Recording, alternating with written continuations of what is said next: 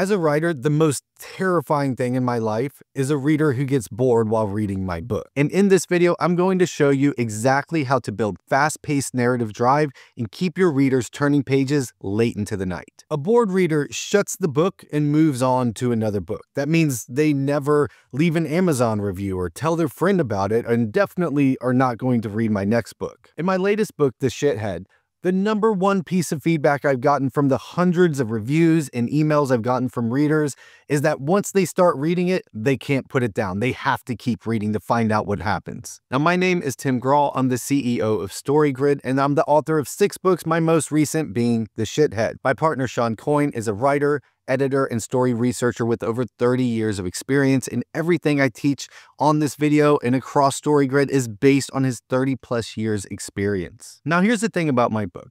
It's not an action story. There's no fighting, there's no high-speed chases. It's a family drama, and yet I have a very fast-paced book that keeps readers glued to the page.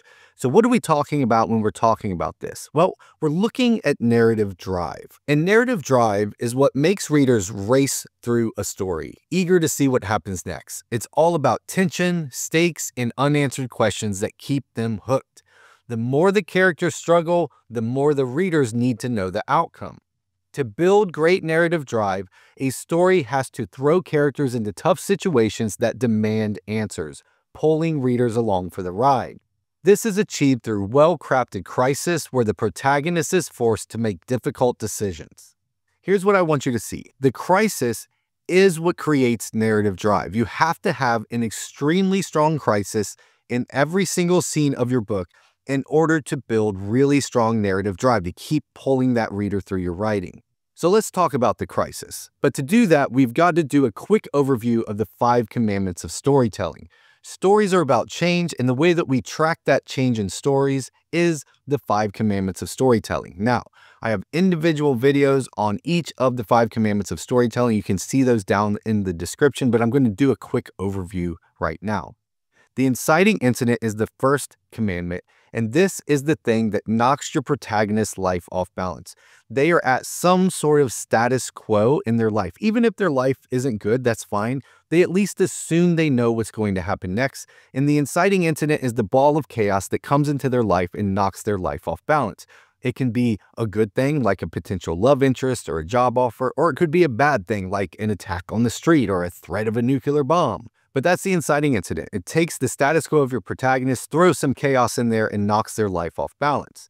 And then your protagonist goes through a series of steps of trying to get their life back to balance, trying to get it back to the way that it was at the beginning of the scene, to that status quo. And all of those things fail until they reach a turning point. And a turning point is the second commandment. And that's where your protagonist realizes they're not going to be able to go back to the way things are. It's pushed them into new territory. Everything that they've tried up till that point has failed, and they have reached a turning point, which then pushes into the third part, the crisis. That's the third commandment. That's what we're going to spend more time talking about in this video. But the crisis is a choice between 2 incompatible choices. They either have to do A or they have to do B. And facing that choice is what builds the narrative drive. You have to have really high stakes for each of those crises. With each side of that crisis, your protagonist is going to get something, but they're also going to lose something. And both of the things they're going to lose and both the things they're going to get really, really matter to the protagonist. That's what pulls the reader in. They want to know what the protagonist is going to do. The 4th commandment is the climax. This is when the protagonist acts on the decision they face in the crisis. And so they choose either A or they choose B, and they act on that decision. And then the resolution, the 5th commandment, is what happens as a result of the protagonist making that decision and acting on it. So what happens? What do the other characters do? What comes from the setting and the world around them as a result? So that's the 5 commandments of storytelling. That's how you track change in your story, especially at the scene level, which is what we're talking about in this video. So the narrative drive is directly tied to the crisis. We want to see the protagonist put into a really, really hard choice, a crisis choice between 2 things that have really high stakes. Now, what do I mean by stakes? Stakes refer to the potential consequences or outcomes that hinge on the protagonist's decision and actions within the story. And here's what I want you to see. By increasing the potential consequences, the stakes of each of the crisis decisions, you create higher narrative drive. So how do you do this? I've thrown a lot of words at you about how you have to have really good crisis to create narrative drive, and you have to have really high stakes in order to create that narrative drive. And so how do you create those high stakes? What are the things that you can do to make sure your crisis is really strong, is something your reader will care about? Well, there's 3 different categories of things that you can do, that you can increase to make your crisis stronger. They are time, degree, and kind. So let's dive into those right now. First is time. Time refers to the urgency and immediacy of the decision the protagonist must make. Simply by shortening the amount of time that the protagonist has to make a decision, you automatically increase the stakes. So here's some examples that you can think about. You could have a doctor that must decide within moments whether to perform a risky surgery on a patient who has just arrived in critical condition. You could have a character that only has seconds to choose between saving a friend from drowning or catching a killer who is retreating. You could have a character that must choose whether to confess a secret before their partner heads off into a dangerous situation like off to war. You could have a protagonist that must decide whether to attend a family event or submit a job application before the deadline, risking out on a career opportunity. You could have a student that has to choose between perfecting a project due in an hour or helping a classmate in need, risking a lower grade. So anytime you're looking at the crisis of a scene, think about if you can increase the time constraint on making the decision. This is the easiest of the 3 to implement. Instead of giving the doctor 3 days to make the decision, give them 3 minutes to make the decision, and already the tension has gone through the roof. So let's look at that second knob that you can turn to increase the crisis stakes in your scenes. This one is all about kind. Kind refers to the nature of the decision the protagonist has to make. Many times you just need to change what the crisis is even about. So here are examples of a bad crisis I've seen in scenes in our scene writing workshops. Should the protagonist keep shopping or go home? The protagonist can't decide which kind of suit to wear to church. Or the protagonist can't decide whether to go out for drinks with a friend or stay home and watch TV by themselves. So none of these things really matter all that much. If a person goes out for drinks with a friend or stays home to watch TV, there's not a lot of stakes there. They're not going to lose something major either way. And so we have to change even what kind of stakes we're talking about in your scene. So here's some examples of that. So instead of deciding between shopping or going home, we could have a wife at the liquor store deciding to buy the Jack Daniels her alcoholic husband demanded she bring home, or go home and confront his wrath. And so right here, just by changing it from shopping or going home, it's do I buy liquor for my alcoholic husband and face what happens when he gets drunk, or face his wrath for not getting him the liquor he demanded. So let's look at that second one. The protagonist can't decide which kind of suit to wear to church. Well, maybe instead he can't decide whether to go to Catholic Mass, understanding everyone knows what he's done, but he's trying to get absolution. So if he stays home, he doesn't get absolution and he's damned. But if he goes to church, he has to face everybody that knows what horrible thing he's there to get absolution from.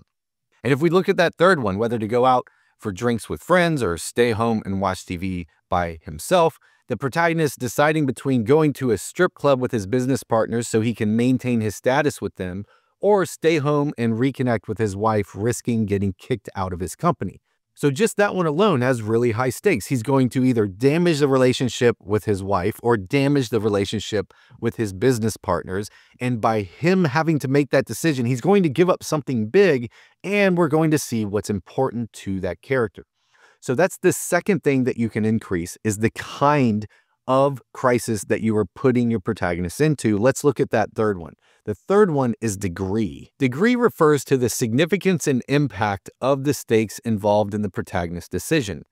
Basically, what are the potential consequences of each of the decisions, and how can you increase them? Instead of choosing between my girlfriend and a job on the other side of the country, make it a choice between the love of his life who is pregnant with their baby and a once-in-a-lifetime opportunity to work directly for a personal hero. Instead of having an entrepreneur decide whether or not to take a big potential project, increase the degree by putting the entrepreneur on the edge of bankruptcy and shutting down his company, but the big potential project is something morally questionable and would require him to miss his daughter's wedding. Instead of having a single person risk his life to save a friend, have him risk his son's life in order to save his young daughter. So anytime you have a crisis, just look at it and say, how can I make this worse? How can I make this so much worse for the protagonist? And I can make it worse by constraining the time. I can make it worse by just changing what's at stake, or I could increase the degree of the thing that's at stake in this scene. So if you want to build narrative drive, if you want to write a book that keeps readers turning pages and staying up late at night just to finish your book, these are the 3 knobs you need to increase. And this is how I did it with my book. What I would do is I would look at the next scene that I had to write in the book, and I'd look at that scene and I would think, okay, this could be the scene when people get bored and they stop reading my book. So I have to make this scene the absolute best scene in the book, and I have to make sure that this keeps the reader hooked. So I'd look at the crisis of the scene and I would think, how can I make this even worse for the protagonist? And then I would write the scene, I'd set that scene to the side, then I'd go to the next scene and I say, this has to be the best scene in the book. This could be the scene that the reader gets bored and they move on and they read something else. So how do I increase the stakes of this scene?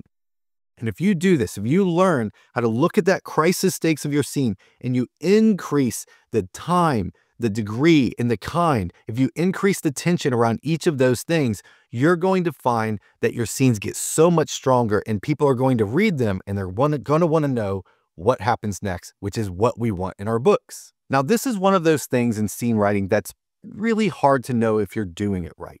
So many times we're doing our best with our writing and we get stuck with our writing and we're looking at it and we're like, I think it's good. I don't know. We maybe show it to our writers group and we get kind of vague, soft feedback and we're just not sure if we're getting better and how we can get better. Well, that is why we've created the scene writing workshops here at StoryGrid, where every week you turn in a scene and you get one-on-one feedback from a professional StoryGrid coach, and it's specific feedback on what you did right, what you did wrong, and what you can work on. And every week you're going to get that feedback and then write another scene. And we've seen so many writers get more out of a 6-week workshop with us than 6 years of trying to do it on their own. And so if you're interested in this kind of feedback and leveling up your writer more in 6 weeks than 6 years of trying to do it on your own, go to storygrid.com/workshop. You can find out more there, put in an application to make sure you're a good fit for it, and let us know that you're interested. Now, as I mentioned, the crisis is just one of all the 5 commandments, and it's just one of many things that we're looking at when we're evaluating scenes. And so we actually have here at StoryGrid a 13-point scene writing checklist that I want to give you access to now. So if you go to storygrid.com/checklist, put in your name and email address, and I'm going to send you the exact 13-point checklist we use here at StoryGrid in order to evaluate scenes. Both of those links to the workshop and the checklist are down in the description of this video right now. But either way, thanks for being a writer. Thanks for being a part of our work here at StoryGrid, and I'll see you next time.